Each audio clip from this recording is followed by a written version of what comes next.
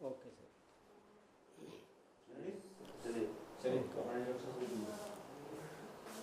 दोस्तों, आप सभी को मेरा नमस्कार। और मेरा नाम सूरज देव साहू है। मैं झारखंड रांची के रहने वाला हूँ।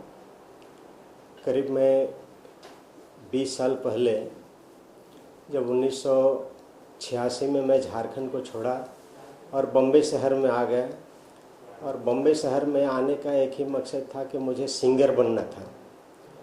सिंगर बनना के लिए मैं बम्बई आ गया और काफ़ी स्ट्रगल करने लगा सभी के पास, क्योंकि सभी ने बोले कि भाई आपकी आवाज़ अच्छा है। तो मुझे भी मालूम था कि मैं भी एक समय था जो किशोर, रफ़ीक, मुकेश सभी का फेवरेट, मतलब एक पसंदीदा हमारे थे। तो उन्हीं के बदौलत सिंगिंग के बारे में सभी जगह स्ट्रगल करने लगा। उसके बाद तो खैर इतना आसान से तो खैर चांस नहीं मिलता है, पर गीत उत लिखना शुरू किया। गीत सब लिखने के बाद उनका गाने का धुन बनाने लगा। धुन बनाने के बाद मुझे लगा कि कुछ तो गाना अच्छा बना है। अब ये धुन बना के लोगों के पास आना जाना शुरू किए कि सर मैं ये लिखता हूँ, मैं राइटर हूँ, मैं मेंबर बना हूँ। तो इस तरह के सभी लोगों के पास मिलना जुलना शुरू कर दिए। फिर भी कोई ऐसा नहीं सपोर्ट किए कि भाई चलो देख लेते हैं तुमने क्या चीज़ बनाए। नहीं, लास्ट में मुझे इतना लंबा संघर्ष करने के बाद फिर यही स्टोरी लिखना शुरू की। स्टोरी लिखा, गाना तो लिखता ही था, स्टोरी लिखा, डायलॉग लिखा, सब लिखते लिखते चलते ही जा रहे हैं लोगों के पास मिलते जुलते। फिर भी कोई सुनते नहीं कि भाई देख लो, देख लेते इनका क्या चीज़ है क्या नहीं। आज तक तो कोई कहा नहीं इस तरह का। लास्ट में इतना बड़ा कदम उठाना पड़ा मुझे कि अब कोई सुनने वाला है, हमारे फरियाद नहीं सुनने वाले बॉम्बे में। अब अपने को ही कुछ करना पड़ेगा। जब गाना बन गया, स्टोरी लिख दिया, डायलॉग बन गया, तो उसके बारे में सब चीज़ मालूम हो गया। तब सोचे कि अब 2 पैसा अब अपने ही से खुद लगा लेते हैं और एक फिल्म ही बना देते हैं। तो वही 2 पैसा लगा लिए और इस फिल्म को खुद अपने से ही निर्देशन करना पड़ा। और वो भी आज आपके सामने। यही तो प्यार है। फिल्म को खुद डायरेक्ट करके और आज आपके सामने रख दिया हूँ। और आगे तो दर्शकों को मालूम होना चाहिए, देखेंगे तो पता लगेगा कि क्या चीज़ कैसे बना, क्या चीज़। 20 साल की इतनी बड़ी लाइफ होती है, इसमें कभी आपको परेशानी महसूस नहीं हुई कि मैं घर से यहाँ आया और 20 साल की जिंदगी की बीच की जो लाइनिंग है आपकी, देखिए इसमें कभी ये नहीं हुआ आपका कि मैं घर जाऊँ, रिटर्न हो जाऊँ, नहीं हो रहा है काम ऐसा? नहीं, देखिए बात घर जाने की बात अगर कर दिए तो वो चीज़ मैं याद नहीं करना चाहता था, क्योंकि घर तो लोगों ने भेज रहे थे किस तरह का मालूम है। जब मेरा बॉम्बे में कुछ दोस्त ने ऐसे मिल गए जो बोले कि भाई मैं प्रोड्यूसर का असिस्टेंट हूँ, मैं आपका काम आसान कर दूंगा, मैं मिला दूंगा। तो उन्होंने कुछ शर्तें रखे कि भाई ठीक है, अगर तुम हमारे लिए अगर कुछ हेल्प करोगे तो मैं अपने प्रोड्यूसर से मिला दूंगा और तुम्हारा काम आसान हो जाएगा। तो उन्होंने बहुत सारे चीज़ें बताए और हमारे दिल के अंदर, कहने का मतलब एक बड़ा भाई होने के नाते बॉम्बे में एक भाई खड़ा हो गए। तो मुझे भरोसा लगा कि भाई चलो आदमी अगर सच्चा दिल से बोल रहा है तो मैं सच्चा हूँ, मेरे तरह हर इंसान सच्चा ही होगा। उन्होंने एक ही बात बोले कि सूरज देख, मेरी माँ मर चुका है, कभी तुम्हारे घर जाऊंगा, तुम्हारे माँ से बात मैं करूंगा तो मुझे लगेगा कि मैं अपनी माँ से बात कर रहा हूँ। तो इतना हमारे अंदर वो समा गया और एक भरोसा दिया। तो मैं भी भरोसा करने लगा। उस समय उनका चल रहा था फिल्म, आमिर खान जी थे, जूही चावला थे, फिल्म लॉ लॉ लॉ उन सब फिल्मालिया स्टूडियो में। तो मैंने भी सारे चीज़ें जाके उनके साथ अंदर में देखा, घूमा फिरा, तो मुझे भी लगा कि ये सही बता रहे हैं। तो दिल में यकीन हो गया और मैं उनके पास ज्वाइंट हो गया। तो इसी तरह करते करते उन्होंने 2-4 दिन हर जगह घुमाए, तो यकीन होते गया। लास्ट में मेरा सब जो भी 10-20 हज़ार रुपया था वो भी ले लिए, कपड़े ले लिए बैग अटैची के साथ में, और मुझे भेज दिया गया जुहू में। और जुहू तो मुझे मालूम ही था कि शत्रुघ्न सिन्हा जी का ऑफिस था जुहू तारा रोड में। मेरा आना जाना था चालू था स्ट्रगल के काम से। तो वहीं पे वो भेज दिया, बोला कि ये काम करो, तुम वहाँ पे चले जाओ और वहाँ कार्ड बनता है। तो मुझे ऑफिस मालूम था, मैं बोले हाँ ये ऑफिस मालूम है। तो ये फिल्मालय स्टूडियो से मुझे भेज दिया गया जुहू। फिर मैं वहाँ जाने लगा तो मैं बोला देखो भैया, आपने तो सब कुछ मेरा ले लिया, पैसा लिया, बैग लिया, अब मेरे पास कुछ नहीं। अगर मैं उधर चला जाऊँगा, आपने इधर अगर गायब हो जाएंगे तो मैं क्या करूँगा बॉम्बे में, मेरे पास कुछ नहीं। तो बोला उसने क्या कि अगर इस तरह का अगर मुझ पर डाउट करते हो तो तुम एक काम करो, तुम्हारा सारा सामान लो और तुम मेरे से साइड हो जाओ, मैं किसी और को ले लेंगे, उनको मैं ब्रेक दे देंगे। फिर मैं बोले ठीक है, अगर वो नाराज़ हो गए तो भाई चलो, अगर सही बात है तो ठीक है, चलो चलते हैं, अब जो भी करना है बॉम्बे में आपको ही करना है। कह के उनको इसी तरह करके मैं निकल गया जुहू। तो वहाँ गए तो मालूम पड़ा कि वहाँ जुहू में तो कोई ऑफिस है नहीं, और रंजीत स्टूडियो वहाँ पर है। तो मैं अवस्थी विनोद जी थे, शत्रुघ्न सिन्हा जी के असिस्टेंट, मैं उनसे जाके मिला तो बोले क्या कि अंकल मैं इस तरह के काम के लिए मैं आपके पास आया हूँ, किसी आदमी ने भेजा है कार्ड के लिए। तो बोला कि भाई, उन्होंने बोले कि आपको जिसने भी भेजा है यहाँ पर वो आपको चुतिया बना दिया है, कहाँ से आया। मैं बोले फिल्मालय स्टूडियो अंधेरी से मैं आया। तो बोला आप वहाँ फ़ौरन जाइए। मैं सारा चीज़ बता दिए कि अंकल इस तरह का बात हो गया, सारा चीज़ हमारा उन्होंने ले लिए, मैं यहाँ आ गए और इस तरह का बोल के। तो आप बोले फ़ौरन जाइए वहाँ पे, आपको चुतिया बना दिया। फिर मैं वहाँ से आया, तब तक उसी दिन से आदमी गायब हो गया, नहीं मिले। अच्छा, आपको पहला ब्रेक 20 साल में कहीं पे मिला या नहीं मिला, या सिंगिंग के लिहाज से या एक्टिंग के लिहाज से? सिंगिंग के हिसाब से गए थे all India radio music competition में, ये वर्ली में ऑफिस है, वहाँ पे भी जाके एक दो गाना बताए, गाने का धुन बना लिए थे तो उन्होंने कंपोज किया अपने साथ में। उसके बाद बोले कि ठीक है, आपने आवाज़ तो अच्छे किए, गाना भी अच्छे बनाए, आपका पेपर ऊपर रख लिया गया है, पेपर तो दे दिया। उसके बाद वहाँ अंदर गए तो मालूम पड़ रहा है कि उसको और अंदर पहुँचाने तक के लिए करीब करीब आपको 30,000 रुपया इन्वेस्ट करना पड़ेगा। तो उस समय तो 30,000 की तो बात छोड़िए, बहुत ज़्यादा रकम था, वो तो अपन नहीं कर पाए, इसलिए वहाँ पहुँच पाए नहीं। उसके बाद फिल्म का आया नेशनल फिल्म डेवलपमेंट कॉरपोरेशन, उसमें हमारे एक फिल्म सेलेक्ट हो गया था, जिसमें भी वहाँ भी जाओ अंदर तक गए, तीसरा नंबर में मेरा पिक्चर का नाम था। लेकिन भी वहाँ गए तो वहाँ लास्ट में मालूम पड़ा कि यहाँ भी इतना पैसा इन्वेस्ट करना पड़ता है, तो वो भी छूट गया। उसके बाद किसी के पास नहीं गए, ये सब छूट गया। डायरेक्टर लोग के पास गए, राकेश रोशन जी के पास गए, धर्म जी के पास गए, बहुत सारे हीरो डायरेक्टर हैं उनके पास गया, अपने कहानियाँ सुनाने लगा। लास्ट में सब कुछ नहीं हुआ। वही अम्बोली स्टूडियो में, फिल्मालय स्टूडियो में मेरे उसी दिन घटना हो गया। तब से कुछ नहीं, सब बेकार हो गया, सारा चीज़ हमारा छीन के लेके भाग गया आदमी। टोटल मिला के ये कहो कि 20 साल की लाइफ में आपने खुद से अपने आप को खड़ा किया? खुद को एकदम अपने आप को, हर लोगों के पास जाते थे, किसी ने नहीं सुनते थे। लास्ट में यही कदम उठाना ही पड़ेगा, अगर नहीं उठाएंगे तो फिर दुनिया जानेगा कि नहीं 20 साल क्यों रखा है, इंडस्ट्री को क्यों रख दिया। फिल्म आपने खुद ने बनाई और गाने भी खुद गाए? हाँ, मूवी में गाना गाए थे, पहले रिकॉर्ड भी किया था, लेकिन जब मैं टी सीरीज कंपनी के साथ ज्वाइंट हो गया तो उन्होंने क्या बोले कि आपके मार्केट के सिंगर कौन है। तो मैं बोले भाई नया सिंगर तो मैं ही सिंगिंग किया हूँ। तो आप, उन्होंने बोले कि आप इतना बड़ा फिल्म बनाए तो आप उसको सिंगिंग क्यों किए। मैं बोले मुझे मालूम था एक दुनिया को दिखाने के लिए जो अंदर अपने अंदर कला है वो दिखाएंगे, तभी तो लोग को मालूम पड़ेगा इनके अंदर ये चीज़ है, इसलिए इंडस्ट्री में इतना दिन से खड़े हैं। 20 साल एक मूवी, हाँ, वो भी अपने ऊपर आपने गेम खेला पूरा। हाँ। कोई अच्छा इंसान नहीं मिला बॉम्बे में आपको? नहीं मिले थे अच्छे इंसान। उसी दिन बोले कि जब इस तरह का मेरा हादसा हो गया तो लोगों ने क्या बोले मालूम है, एक काम कर दोस्त, तुम घर चले जाओ, तुम्हारे जैसा सीधा साधा इंसान बॉम्बे में टिकना मुश्किल है, तुम घर चले जाओ। तो लोगों ने पैसा भाड़ा उड़ा दे के टिकट कटा के भेज रहे थे। आज वो भी याद है, आज हम बोले फिल्मालय स्टूडियो के सामने, जब मेरे पास कुछ बचा नहीं, सिर्फ एक पहना हुआ कपड़ा और ड्रेस ही रह गया। लास्ट में उन्होंने क्या बोला, अगर ठीक है नहीं जाएगा उस आदमी को पकड़ना।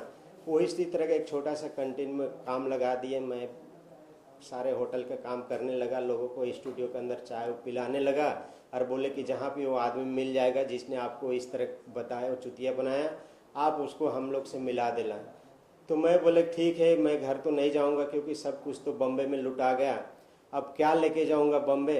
अब अगर बम्बे ने हमको छीन लिया सब कुछ, तो इसी बम्बे को मैं एक दिन अपने अंडर में और मैं कुछ करके बम्बे को दिखा दूंगा, नहीं तो बम्बे हमसे जीत जाएगा और बम्बे से मैं हार जाऊंगा। अभी आपकी मूवी आई है, आगे कुछ करने का इरादा इसके आगे बाद? मुझे करना है, अब तो मैं लगातार करूंगा। तुरंत मेरा चल रहा है मीटिंग सीटिंग, यही तो प्यार के बाद मेरा दूसरा मूवी एक्शन मूवी मैं खुद करूंगा। ये एक्शन मूवी मैं लिखा था सन्नी देओल और सुनील शेट्टी के ऊपर लिखा था कि कोई तो ये हमारे स्टोरी सुने और उनको लेके बनाए, लेकिन जब यही तो प्यार ही है बना ही लिया, तब कोई मार्केट के आर्टिस्ट से पास जाऊंगा नहीं मैं साइन कराने। जो भी मैं फिल्में करूंगा मैं खुद करूंगा, क्योंकि अब किसी को लेने की सवाल ही नहीं होता, क्योंकि जब इतना इन्वेस्ट कर ही दिए और जब फिल्में रिलीज कर दिए तो अब किसी को जा ही नहीं सकते करने के लिए। जितना भी मूवी मैं खुद करूंगा और फिलहाल ही बहुत जल्दी मैं करने ही वाला हूँ। यही तो प्यार है, आपकी उम्मीदों पर खरी उतर गई मूवी। मुझे उम्मीद एक ही चीज़ है, फिल्म तो ये तो खैर आगे पीछे चलते रहता है, पर फिल्म बना के रिलीज कर देना इतना लंबे स्ट्रगल के बाद, वो मेरे लिए सबसे प्लस पॉइंट है।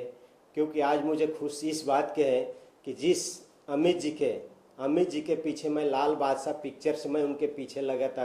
अमित जी, मैं आपके लिए एक स्टोरी लिखा हूँ, हमारा वतन। मैं आप कम से कम 5 मिनट टाइम दीजिए, मैं आपको स्टोरी बता देता हूँ, आप हाँ या नहीं बोलिएगा। ऐसा करते करते मैं काफ़ी दिन उनके पीछे चलते रहा, फिर भी मौका नहीं मिला। लास्ट में बबली बंटी के सेट पे गया कि बोला भाई मेरा दोस्त ने मिला, बोले मेरा सेट पे है अमित जी का सीन, चलो मैं अमित जी से मिला देता। तो मैं सोचा कि चलो भाई अब अमित जी डायरेक्ट मिल जाएंगे। वहाँ पे गया सेट पे, तो सेट पे अमित जी ने वहाँ गाना चालू है और मैं कुछ बगल में जाके खड़ा हो गया, तो ऐसा हाथ बांध के खड़ा हो गया। मुझे क्या मालूम जी अमित जी को इस तरह का बुरा लगता है। अमित जी ने अपने बॉय को बुलाया और मुझे सेट से बाहर करा दिए। तब से मैं अमित जी को भी भरोसा छोड़ दिया, ख़त्म कर दिया, किसी से मिलना जुलना नहीं। उसी दिन से मैं सोचा अब हमारे कहीं कोई सुनने वाले नहीं हैं, अब जो भी कुछ करना है मुझे करना है, और वही करना पड़ा मुझे। आप गाना जरा गा के बता सकते हैं? जरा सुनाइए गाना एक दो अपना पसंदीदा जो है। गाना तो मैं किशोर का गाता ही था, और यही आवाज़ के बल पे मैं बॉम्बे में कदम रखा। पर अगर बॉम्बे में आने के बाद कठिनाई होती नहीं, 2-4 लाइन हो जाए उसकी। तो किशोर जी का गाना था, एक दो शब्द बता देते हैं जिससे आप लोग को पता लगेगा कि इन्होंने कुछ तो लेके आए थे अपने अंदर बॉम्बे। किशोर जी का है। आँखों में काजल है, आँखों में काजल है, काजल में दिल है, चलो दिल से लगा के मुझे तुझसे ही प्यार किया जा। ये किशोर जी का गाना था। तो सारे गाने किशोर के हम फेवरेट थे, तो यही सब एक हमारे दिमाग में था कि मैं भी एक अच्छा आवाज़ लेके घूम सकता हूँ। इस उम्मीद पे मैं बॉम्बे आया। बस उसके बाद अपने गाना लिखने लगा, उसका धुन बनाने का आसान हो गया। फिर धुन जब बनाने लगे तो इजी हो गया कि भाई अब स्टोरी लिखो। स्टोरी लिख दिए तब कोई दिक्कतें नहीं। यानी राइटर भी बन गया, सिंगर भी बन गया, एक्टर भी हाँ, बन गया। आज मैं 20 साल में आपने सारे हुनर सीख लिए। आज मैं सब जगह बता सकता हूँ, क्योंकि कोई मुझे सपोर्ट नहीं किया, मैं खुद अपने सपोर्ट से सारा चीज़ किया। तो मैं सभी को बोल सकता हूँ कि राइटर, डायरेक्टर, प्रोड्यूसर, एक्टर और बोलो तो सारे हुनर, सारे चीज़ें मेरे अंदर हैं। इसीलिए मैं सब चीज़ करके अपने पिक्चर में दिखा दी। सूरज जी, आपने 20 साल में इतना बड़ा स्ट्रगल देखा, उतार चढ़ाव देखे, और आजकल बॉम्बे में लड़के लड़कियां कितने ही लड़के आते हैं एक्टर्स बनने के लिए, तो उनके लिए आप क्या मैसेज देना चाहोगे? मैं उनके लिए बहुत अच्छा मैसेज देता हूँ और दे रहा हूँ, और बल्कि मैं सपोर्ट कर रहा हूँ। क्योंकि मुझे मालूम है बहुत सारे लड़कियाँ आए हैं, लोग काम नहीं देते हैं, उनको फालतू जगह पे लेके खड़ा कर देते हैं। पर मैं अब जिनको जिनको हेल्प किया हो तो खुद याद करेंगे।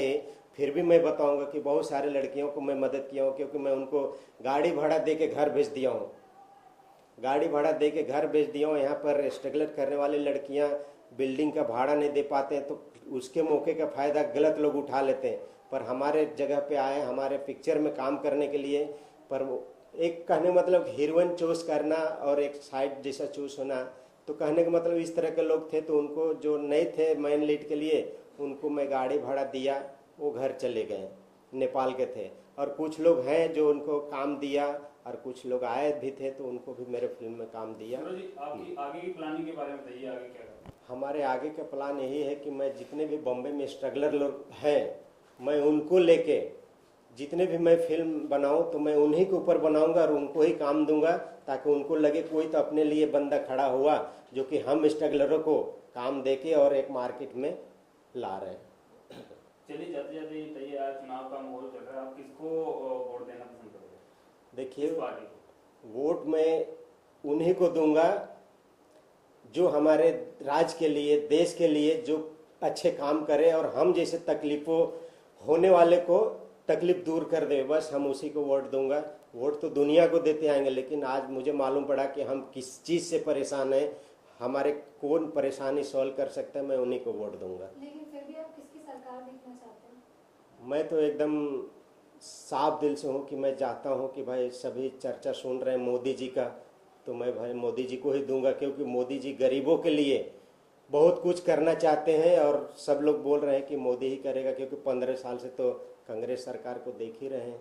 तो मैं उनको भी नहीं बुरा बोलूँगा, पर अगर सब लोग उनको साथ देंगे तो मैं भी दूंगा, नहीं तो मोदी जी तो है ही हैं, क्योंकि मोदी जी खुलेआम बता रहे हैं, लोगों ने उनको चॉइस कर रहे हैं। तो भाई जो अच्छा करेगा मैं उन्हीं को वोट डालूंगा। तो आप ऐसा कुछ चाहते हैं कि कोई ऐसे बदलाव हो कुछ से? बदलाव तो पूरा होना चाहिए, क्योंकि आज महंगाई होने के कारण से आज मैं इतना बड़ा काम करने के बाद भी मुझे बस में ट्रैवल्स करना पड़ता है और गाड़ी खड़ा करके रखना पड़ता है, क्योंकि पेट्रोल डीजल इतना महंगा हो गया है कि उसका तो सोचना ही बंद है। तो जो चीज़ सरकार अपने लिए सपोर्ट करेगा, कम करेगा, मैं उन्हीं को सपोर्ट करूंगा अपने वोट जरिए।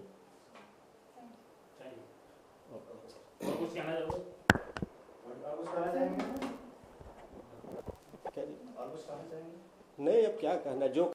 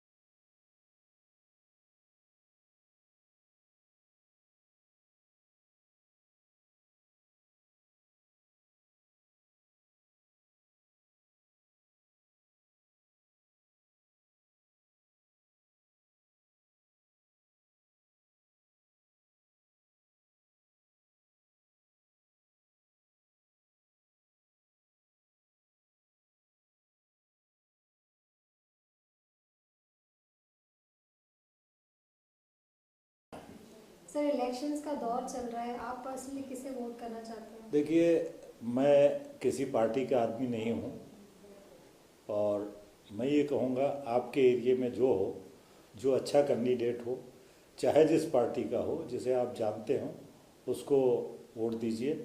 और मैं भी यही करूँगा, जिसको मैं जानता हूँ, पहचानता हूँ, उसके काम को जानता हूँ, वोट उसी को करूँगा।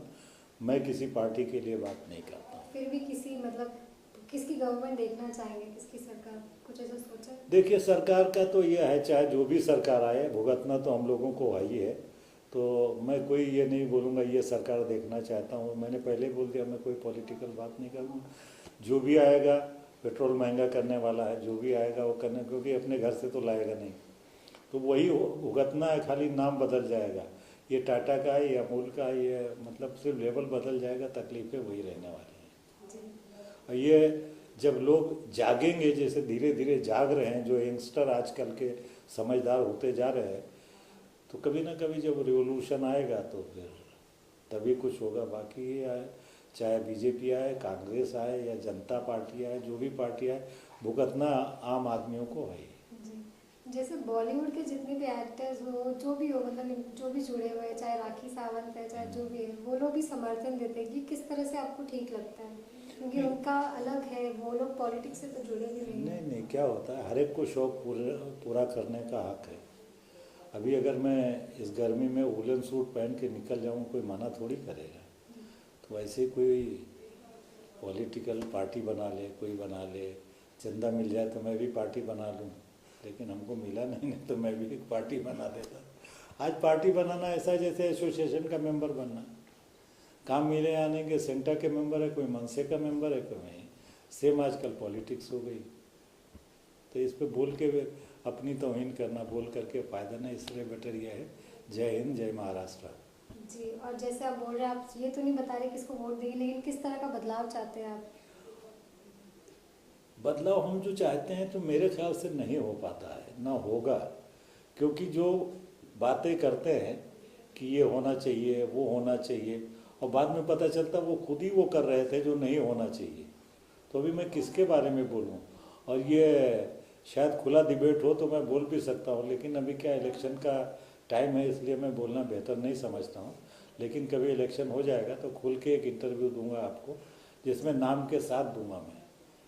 क्योंकि वो टीवी की कटिंग, वोटिंग पेपरों की कटिंग रखी होगी ना, तो कल वो डिफेमेशन केस के लिए जाएंगे तो बता सकते हैं।